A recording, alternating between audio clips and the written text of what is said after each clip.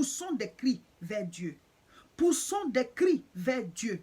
Poussons des cris vers Dieu. Si tu reçois la vidéo là où tu es, mon frère, ma soeur, si tu as Jésus-Christ dans ta vie, les cris du peuple vers Dieu, ça fait agir Dieu. Les cris du peuple vers Dieu, ça fait agir Dieu. Dieu est un Dieu de compassion. Dieu est un Dieu de miséricorde. Dieu est un Dieu d'amour, de pardon. Mon frère, ma soeur, le thème de cette vidéo, c'est « Poussons des cris vers Dieu ». Et je me base sur Exode chapitre 3. Je lis à partir du verset 7.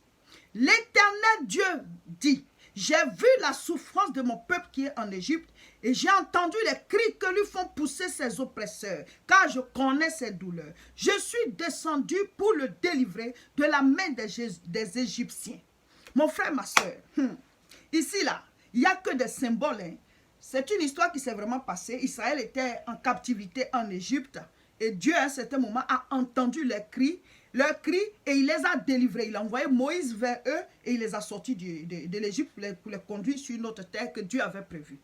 Mais je vais prendre cela pour dire à vous tous qui suivez la vidéo que nous sommes le peuple de Dieu. Quand tu acceptes Jésus-Christ, tu es né de nouveau. Tu es né dans la maison de Dieu. Il a dit à Nicodème, un homme ne peut voir le royaume de Dieu s'il n'est né de nouveau. Donc quand tu es né de nouveau, là, tu vois le royaume de Dieu. Tu fais ton entrée dans le royaume de Dieu. Tu fais partie du royaume de Dieu. Et nous sommes sur la terre. Jésus a dit, je suis la lumière du monde. Et il a dit, vous êtes la lumière du monde. Parce qu'il est en nous, il brille à travers nous. Par conséquent, nous sommes le peuple de Dieu. Donc, nous sommes dans une situation, cette affaire de coronavirus. On dit que ce n'est plus une épidémie, c'est une pandémie. C'est-à-dire une épidémie mondiale. C'est-à-dire la maladie est en train de gagner beaucoup de pays. Hein? Et les gens meurent tous les jours. On fait les décomptes chaque fois à la télévision. On ne va pas regarder ça comme ça, se croiser, se tourner les pouces. Non. Le peuple de Dieu, on a déjà commencé à prier, hein? Mais il faut qu'on redouble dans la prière. Les politiciens font ce qu'ils peuvent faire. Les classes sociales, les médecins, chacun essaie de bouger pour pouvoir faire quelque chose. Nous, le corps du Christ, nous, notre combat, il est spirituel. Il est spirituel, mon frère, ma soeur. Poussons des cris vers Dieu. Poussons des cris vers Dieu. Ce passage-là nous prouve que quoi? Dieu peut voir ta souffrance. Il dit, je connais leur douleur. Il peut connaître la douleur que vous êtes en train de vivre. Mais il attend qu'on pousse des cris vers lui. Dieu dit, demandez, vous recevrez. Quand Dieu a créé l'homme, il nous a créé libre. Il nous a créé libre. Il ne force personne. Il n'oblige pas pour aider. Donc les cris qu'on pousse vers lui, c'est pour lui dire, Seigneur, nous te donnons l'autorisation d'agir. Il a créé le ciel est son lieu de règne. Il a créé la terre qui est le lieu de règne des hommes. Il a donné la terre aux hommes. C'est notre cadeau. Donc Dieu ne peut pas intervenir sur la terre si des hommes ne l'invoquent pas. Dieu ne peut pas intervenir si des hommes ne lèvent pas la voix. Si des cris ne montent pas vers lui. Dieu ne peut pas descendre pour agir. Ce passage est un symbole sur lequel on doit s'appuyer. Tu suis cette vidéo là où tu es. Sache que Dieu veut entendre tes cris. On doit pousser des cris vers Dieu pour dire, Père, délivre le monde.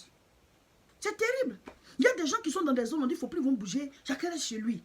En Italie, comme ça, pour pouvoir éradiquer la maladie. Et même en Chine, il y a des villes, plus rien. Dans les rues, personne. C'est comme la fin du monde. C'est comme l'apocalypse, quoi.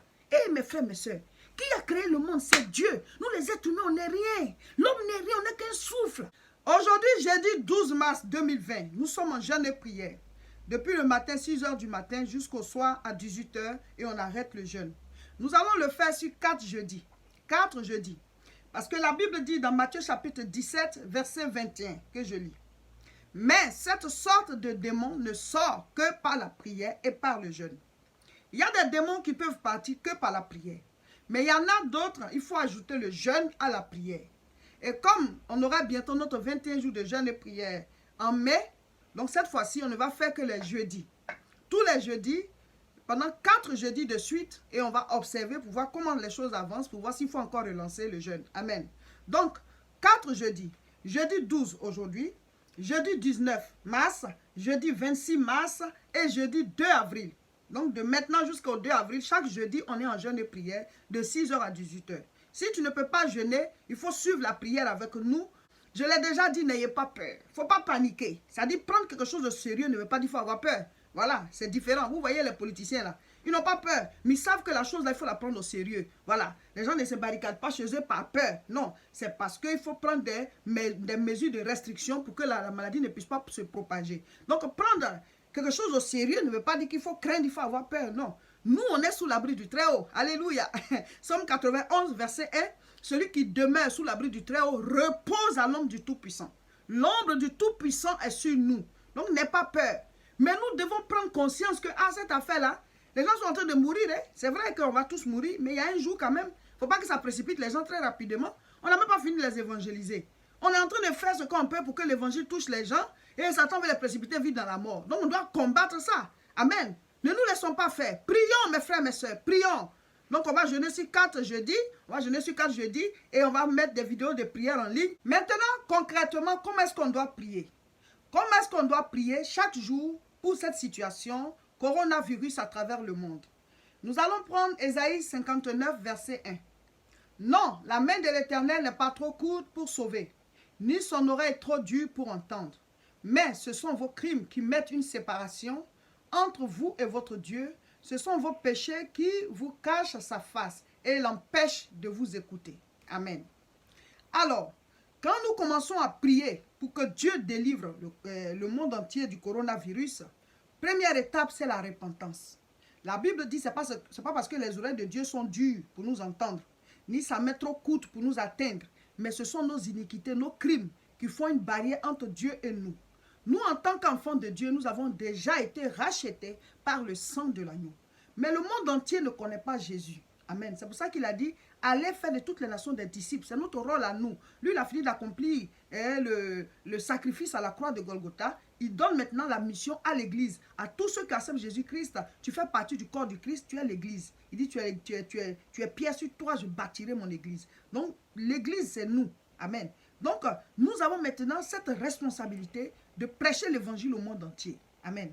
Donc, nous devons prier pour le monde parce qu'ils ne connaissent pas encore le Seigneur et ce sont des abominations, des péchés, c'est-à-dire terribles quoi. Il y a des choses même que nous, desquelles on n'est pas informé, mais que Dieu lui voit.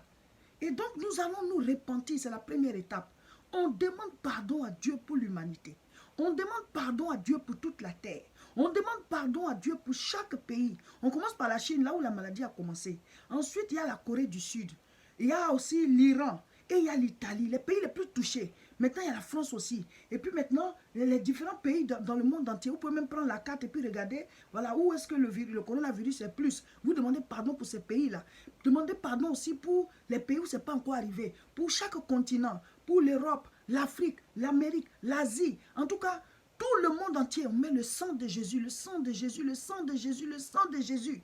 Demandons pardon. Tu vas penser que c'est un truc simple comme ça, tu es en train de le faire. C'est spirituel. C'est spirituel. Le monde spirituel, c'est le monde spirituel qui gère le monde physique. Je vous donne d'abord le verset biblique avec lequel on va demander pardon à Dieu. On lit Ésaïe 59 et on dit au Seigneur que nous savons que ce sont nos crimes qui mettent une barrière entre toi et nous, mais nous venons vers toi, Seigneur, pour plaider. Nous demandons pardon pour l'humanité. Nous plaidons. Et vous devez prendre Ésaïe chapitre 1, le verset 18. Il dit, venez et plaidons, dit l'Éternel. Si vos péchés sont comme le cramoisi, ils deviendront blancs comme la neige. S'ils sont rouges comme la pourpre, ils deviendront blancs comme la laine. Voilà. Donc, Dieu dit, il nous permet de venir plaider avec lui. Nous allons plaider pour l'humanité. Nous allons plaider pour nos propres familles. Nous, au moins, on connaît Jésus, mais dans nos familles, ce n'est pas tout le monde qui connaît Jésus. Et tu ne sais pas ce que chacun de tes frères, tes soeurs font. Tu ne sais pas ce que chacun fait. Tu ne sais pas ce qui se passe dans les différentes maisons, dans ton village, dans ta ville, dans ton pays, le pays dans lequel tu vis, et le continent dans lequel tu es. Plaidons, venons et plaidons. Demandons pardon. Oh Seigneur, nous te demandons pardon pour la Chine. Nous te demandons pardon pour la Corée du Sud. Nous te demandons pardon pour l'Iran. Nous te demandons pardon pour l'Italie. Nous te demandons pardon pour la France. Nous te demandons pardon. Pardon, Seigneur, pour chaque continent, pour chaque pays du monde entier. Oh Dieu, nous venons à tes pieds pour plaider. Seigneur, regarde au monde. Regarde comment est-ce que cette pandémie est en train de gagner. Chaque pays, chaque peuple, chaque personne. Et chaque jour, il y a des morts. Oh Dieu, nous te demandons pardon. Aie pitié. Nous implorons ta compassion. Nous implorons ta miséricorde. Seigneur, si tu n'agis pas, qui va agir? Nous demandons pardon, Seigneur, à cause de Jésus. Son sang a coulé pour le rachat de l'humanité. Seigneur, nous plaidons. Nous plaidons, Seigneur, devant toi. Pardon, pardon, Seigneur. Pardonne-nous. Pardonne l'humanité. Pardonne la race humaine. Après avoir demandé pardon, après la repentance, après avoir plaidé, parce que nos cris sont en train de monter à Dieu comme ça. Hein? Il y a maintenant la deuxième étape, c'est la supplication. Philippiens chapitre 4, je vais lire le verset 6. Tous les passages que je donne là, lisez-les. Voilà. Prenez vos Bibles, lisez-les. Et donc, ne vous inquiétez de rien, mais en toutes choses, faites connaître vos besoins à Dieu par des prières et des supplications avec des actions de grâce. Voilà. Donc la deuxième étape, on va supplier Dieu. C'est pas que Dieu n'a pas envie de faire ou bien lui aussi on doit le supplier d'abord. C'est pas ce que ça veut dire. C'est un genre de prière en fait. Un genre de prière d'insistance. Voilà. C'est pas que Dieu, il est tellement à l'aise là-bas, il faut qu'on le supplie d'abord. C'est pas ce que ça veut dire. Voilà. C'est pour dire que c'est un roi. Vous voyez, Dieu n'est pas obligé d'agir. Mais quand on dit de prier, quand on dit de supplier quelqu'un, on s'humilie, on se soumet, on dit, oh Seigneur, si tu n'agis pas, comment on va faire? Regarde le monde. Nous te supplions, Seigneur. Nous t'en supplions, agis. Dis seulement un mot, comme l'a dit le centenier, pour que mon serviteur soit guéri. Dis un mot, Seigneur, pour que la terre soit libérée. Oh Dieu, toi seul sais ce que tu dois faire, où tu dois toucher. Nous t'en supplions, Papa, ton cœur de miséricorde, ton cœur de paix, ton cœur de compassion. Seigneur, mets fin au règne de ce mal. Guéris ce monde. Guéris ces peuples, Papa, à travers le monde. Et profite de cette situation pour te révéler. Révèle-toi, Seigneur, révèle-toi. Touche les gens. Que le réveil spirituel arrive dans tout le monde entier. Que les gens prennent conscience que tu es réel. Au nom de Jésus. La troisième et dernière étape de notre prière contre le coronavirus, c'est le combat spirituel. Le combat spirituel. Et je lis. Matthieu chapitre 16, le verset 19. Je te donnerai les clés du royaume des cieux. Ce que tu lieras sur la terre sera lié dans les cieux. Ce que tu délieras sur la terre sera délié dans les cieux. Ce sont des paroles que Jésus-Christ a données, a dites à Pierre.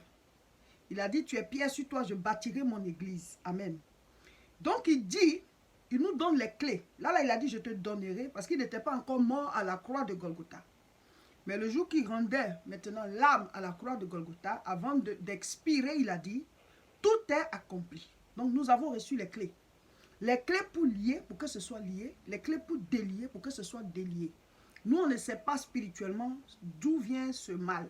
On ne sait pas l'origine spirituelle, ni même physique de cette maladie. Mais Dieu sait tout. Il est omniscient.